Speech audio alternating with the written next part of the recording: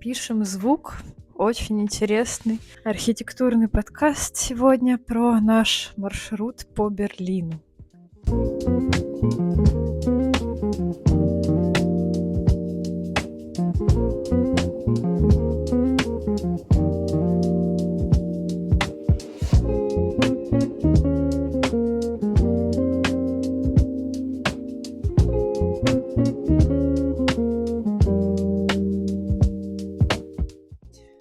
Hello.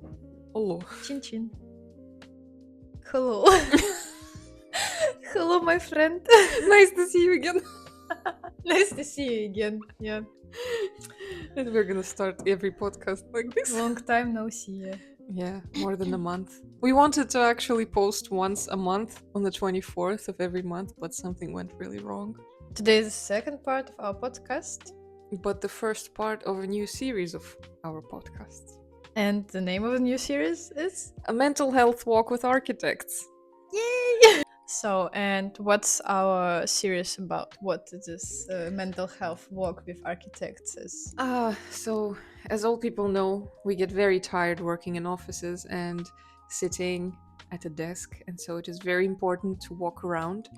And we decided to start a mental health walk where we restart our brain, but at the same time we still look at architecture and express our emotions about it. Even if we don't like it, we're gonna go, I don't like it.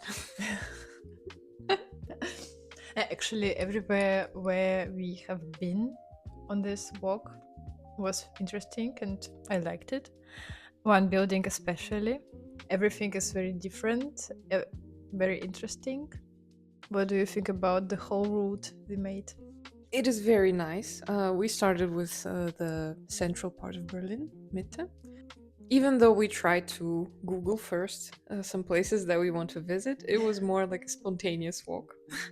Yeah, we actually prepared the route, but it was really cold. Yes. And the route got shorter than when we planned.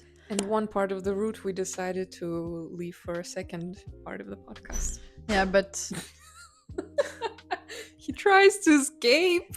Yeah, the second part of the route is actually deserves to be the whole part of the series, like one video. Because I was sitting here last time from this side, so I'm going to stay here. Okay, fair enough. So we went to Museum Insel in Berlin, and started there. The first building in our route was the Neues Museum, a new museum from David Chipperfield. Not completely made by David Chipperfield, because it's a project about adaptive reuse and reconstruction of the museum.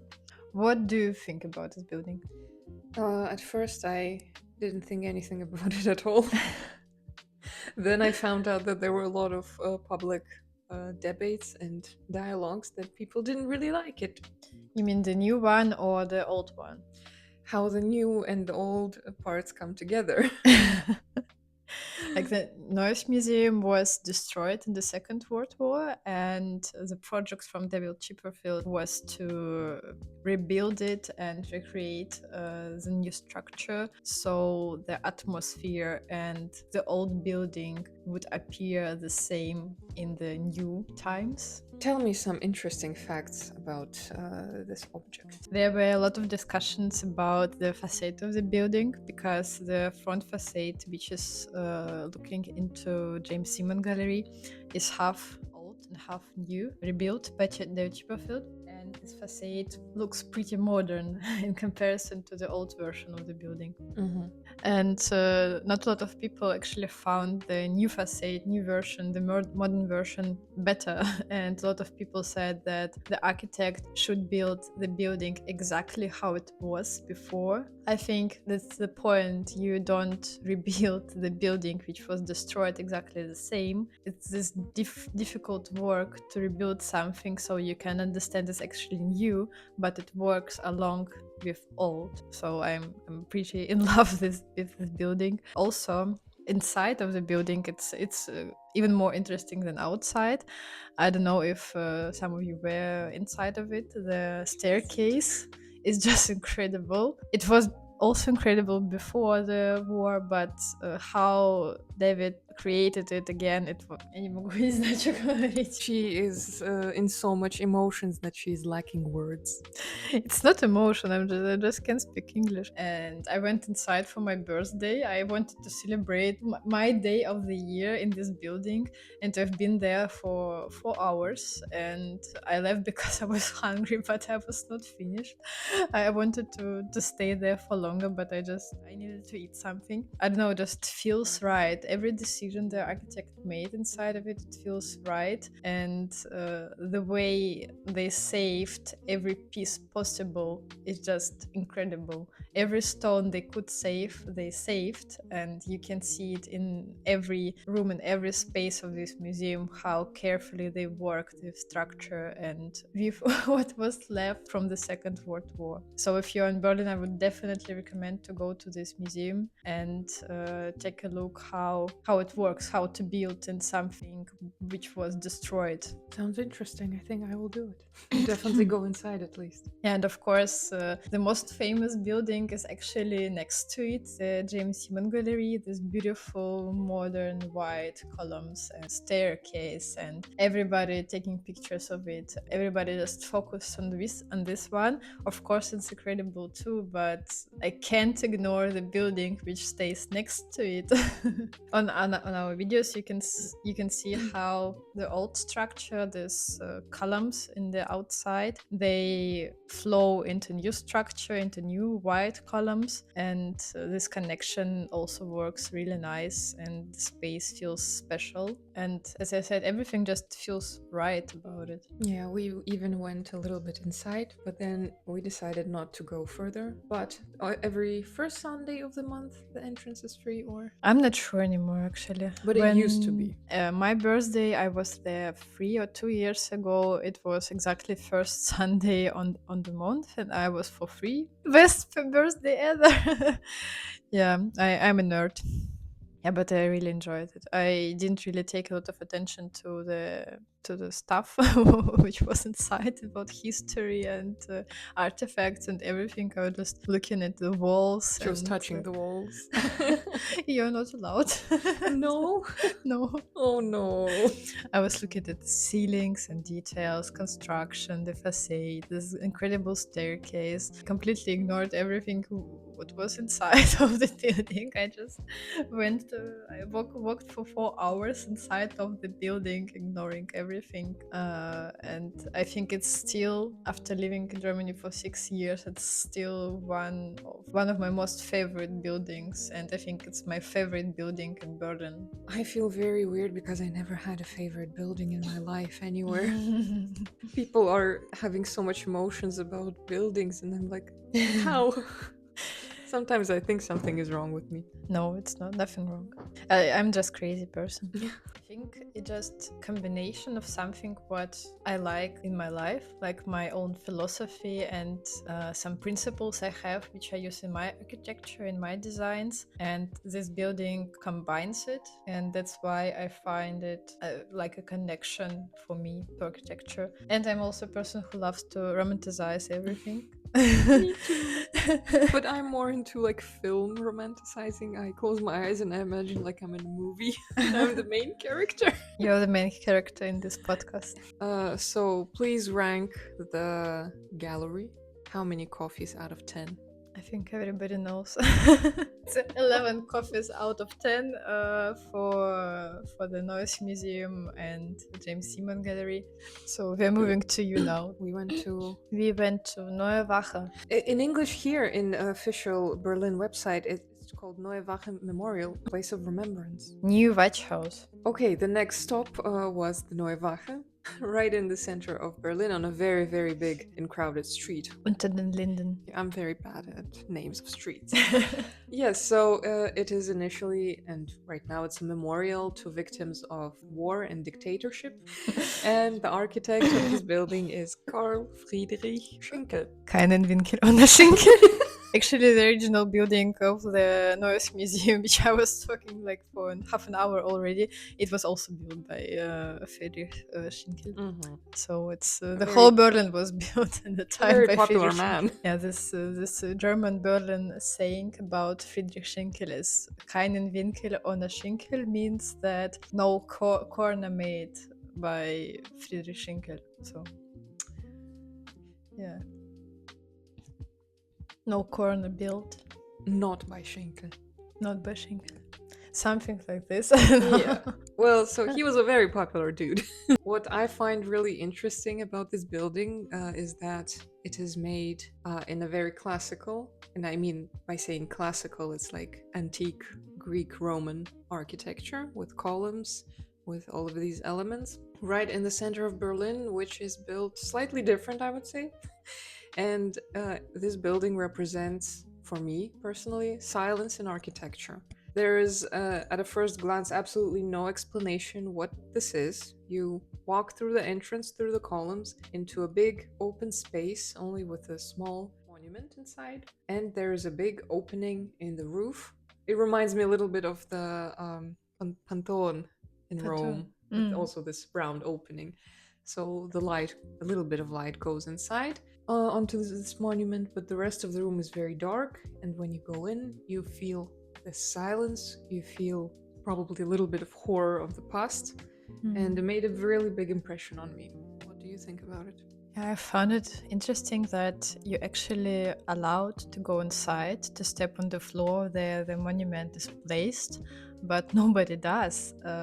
There's actually no barrier, nothing. There's There is a even a ramp. ramp, Yeah, yes. so you can actually go there with, I don't know, in A the wheelchair wheelchair. or with Yeah, you children. can step inside and you can walk around the statue, but nobody does. Everybody seems to be scared to go further than the entrance makes an impression. Like the architecture makes this invisible barrier for people to stay there they are and not to go further. Like construction allows to do so. Yeah. So I think that's why the building really did the task that it was meant for, to remind about history, to make this feeling. For the Neue Wache, I'm gonna give 9 coffees out of 10. Why? Nothing's perfect. I don't like to give the maximum ranking, because what if I see in my life something better than that? You can give 11 coffees. But 9 for me is a very, very high ranking. Okay, maybe I would also give 9, but not because of the architecture, maybe because of tourists Oh, who, yes. who visit it and they kind of make inappropriate photos. What kind of inappropriate photos? I don't know, like, yeah, I don't know. It just always overcrowded. And yeah, but okay, it's actually no point for ranking this architecture, but I want people more to respect the architecture and the monument and not take stupid pictures with it and don't scream inside and so on. So yeah. But when we were there were not a lot of people because it was very cold. It was -6. I don't know, it was really cold. Yeah. Where did we go next? Where do we go next? In the direction of Checkpoint Charlie. Really interesting place about for Berlin history and for actually for the whole world history. Do you know actually what Checkpoint Charlie is? As far as I understand, it was a point in the Berlin Wall where one sector of the city changed to another sector. And according to the billboard that is standing there, it says, "You're leaving the American sector."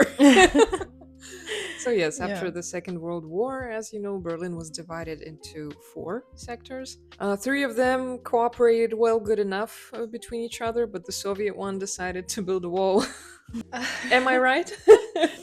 Yeah, so and we went to this place because it's there our next stop is.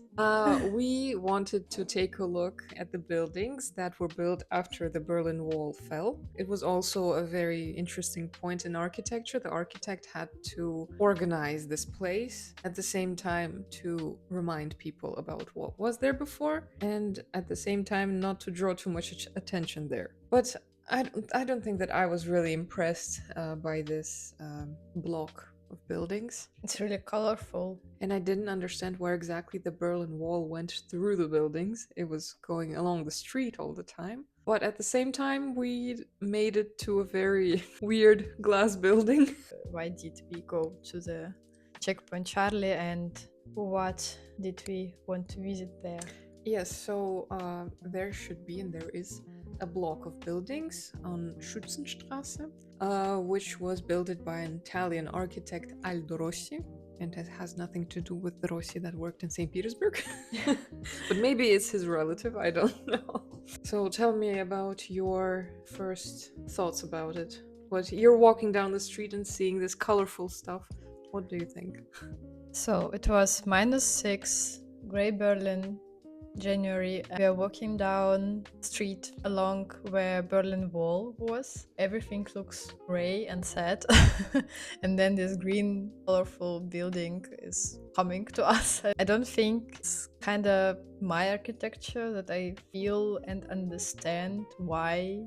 I maybe need to do my research and to understand the principles and the concept. Maybe an architect wanted to give the city more color, but yeah, I don't know. It looks like I don't know. You can see my impression about building. You can just say how much coffees out of 10 is that for you? For me, it wasn't kind of building where I wanted to stay and enjoy the view and tell a lot about it, to read about it. It didn't catch my attention. I think it's worth it to do research, to read about it, to read about an architect, to read about this place. But from how it is looking now, I would give it maybe 6 coffees out of 10. I thought you were gonna give less. I respect I respect an architect. I respect the history, so I can't give it less. It's not my type of architecture, not my type. I don't see the connection to the environment. Maybe because there weren't any environment, we don't know which buildings actually were there after the war. Maybe there was nothing, no environment. So it's difficult to say. But right now, this block looks unconnected to another blocks. And the whole space looks lost and abandoned. This is why 6 coffees out of 10. And you? How many points? Yeah, I would give something like 5. But maybe it was the point not to draw too much attention. But yes, the colorful thing, I don't get it. I grew up in a very gray city. Colors? When we first talked about this building, we did not like it very much. It felt strange, heavy, and maybe too artificial. But after visiting it again and spending more time here, I started to understand it differently. This is the Aldo Rossi complex at cathARCHis in Berlin, built in 90s on land that used to be part of the Berlin Wall death strip. That history is important. For many years, this was an empty and divided place. Later, it became a place that needed a new identity. Rossi did not design one single modern building. Instead, he created something like a small city block, with different facades, different colors, and different shapes. It almost looks like many buildings standing together, even though it's one project. Walking here on a sunny day changed my feeling. The sunlight made the colors warmer, the shadows gave depth into the facades. Then you walk around it slowly, it feels less like one project and more like a street scene. Berlin is a city of fragments, history, breaks, and rebuilding. This project reflects that. It can feel theatrical or even confusing, but after my second visit, I see more in it. Yeah, but when we went further the street, we ended by Axel Springer campus by OMA. What is this campus actually? I don't really know. So the Alex Springer campus is actually an office building, and Looks like an office building. It looks like really interesting office building. It's typical OMA style, I suppose. It's these crazy forms and structures and glass, a lot of glass, of course, which, like the website says, it's 75% formal office and 25% of informal office. What does that mean? I think we need to step inside to understand the concept, but from outside, it looks really interesting how this building is placed in this Berlin environment, the same street from Checkpoint Charlie to Aldo Rossi buildings, and then this glass sculpture in front of the Alex Springer Tower. and everything looks really different, crazy, unconnected. But the whole Berlin looks like this, so As I said on this walk, this tower that is in front of that building reminds me of the hotel from a Russian movie, Nochnoi Dozor.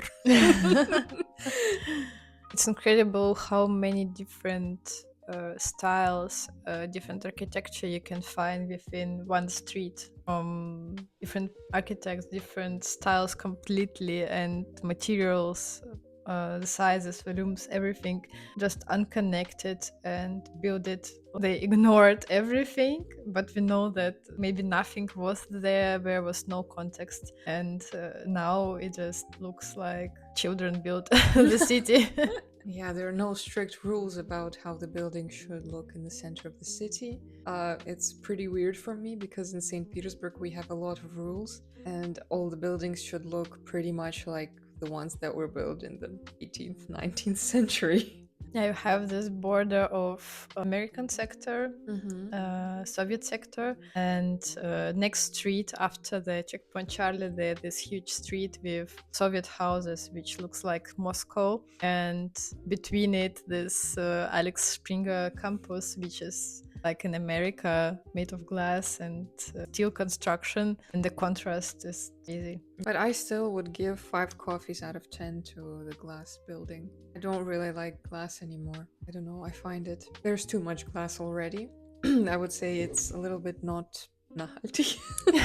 Not sustainable. Not environmental friendly anymore. Maybe you also seen my post about bird protection, and of course, after I made this research, I was shocked how people just ignore this fact. How many birds die every day because of these glass structures, and even if you think, okay, we are in the big city where no birds, they're living outside of the city. No, that's not true. That's not true. And after you find out about this problem, you just can't look at these buildings the same way you did before. Yeah, for me personally, also glass buildings are all about that they get really hot in summer. And what do people do if it gets really hot in a building? They put AC. And if you put AC, that's not really good for the environment. At least Germany doesn't like AC. Or you need to cover the whole building into the sun protection, curtains, anything. But still, the building will get warm eventually. It's better than just leave the glass wall. Oh, yeah, so the glass building shouldn't get hot. You should do not ordinary glass blocks, but mirror blocks. And so the sun will get mirrored. Yeah, but it's going to be a super bright building. And you're going to go, oh no, my eyes. It's super bad for birds. No. Okay, and after that, we went to, but by Jewel Palace in English, it's called. I think it's the oldest building we've visited in this route. Yes, and the interesting thing is that it is one of not many buildings that pretty much survived war. So the building that we see was built like that initially. That's what I find really nice. Now it's just a huge wedding store. So it is built in a neo-Gothic style, and I like how it's surrounded by also like modern glass concrete buildings and this little island of history. I don't like that it's now just selling wedding dresses there. Yeah, it's better than just abandoned. Yeah, we didn't walk outside. It was Sunday, everything was closed. But from the outside, again, this Berlin environment. One side you have Soviet buildings, another side you have Coca-Cola building, you have modern hotels and concrete buildings, and everything looks really different, unconnected. And this building stays there in front of the river. I don't think it's free, but it's there in front of the river, and it's on the border to historical part of Berlin. There Berlin started. There are also not a lot of buildings which stayed alive after the war. And now this building just reminds us of those good old times of, I don't know, craftsmanship, about good old times. Good old times. Раньше было лучше. So yeah, it was a commercial palace in the 19th century. Precious goods. Yeah, it's like a silent reminder of that times. Me, it's also a reminder of this one building which is there in the environment of new concrete structures and Soviet structures. How many we have lost because of the war, and how could it look like if nothing happened? Yeah, that's. We need to think more about it. And at this point, we got really cold, and we decided to go back home. We decided to go back home through one of the coldest streets in Berlin, Karl Marx Allee. On our way to Karl Marx Allee, we stopped by Haus der Statistik, and it will be a point where we throw a teaser to our next podcast. We will talk about the Karl Marx Allee and the Soviet architecture of Berlin, Kino International, and Restaurant Moscow. But we're gonna start with Haus der Statistik next. But we are going to start with Haus der Statistik. Yeah, maybe. Yeah, we actually wanted to include it in this series, but it was really cold, And I we think wanted we to have enough. include the Karl Marx Allee too.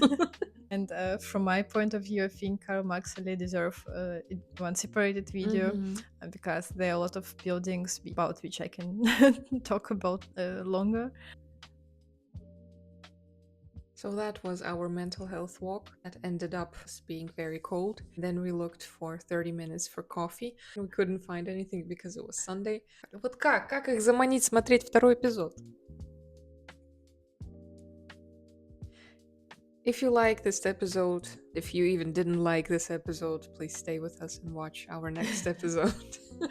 We are just two young architects who wants to have fun, speak about architecture, And walk a little bit more.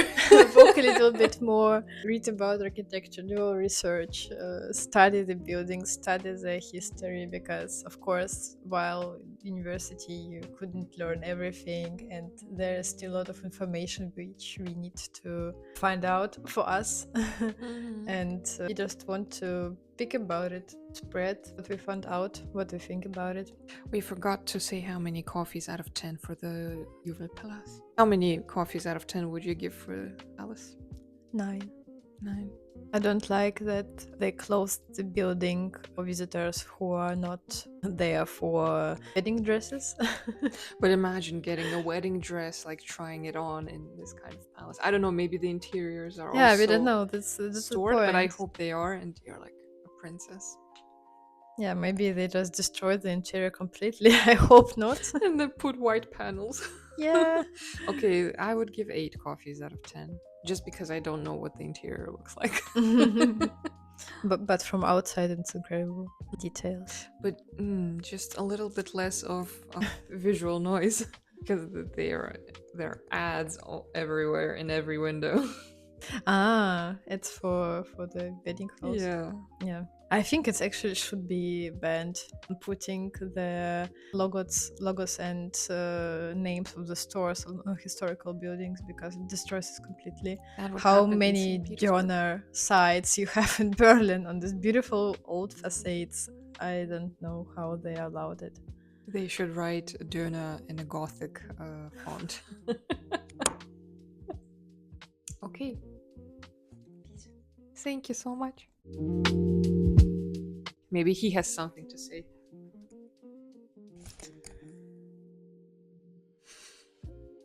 He has nothing to say. It's nothing to say. No.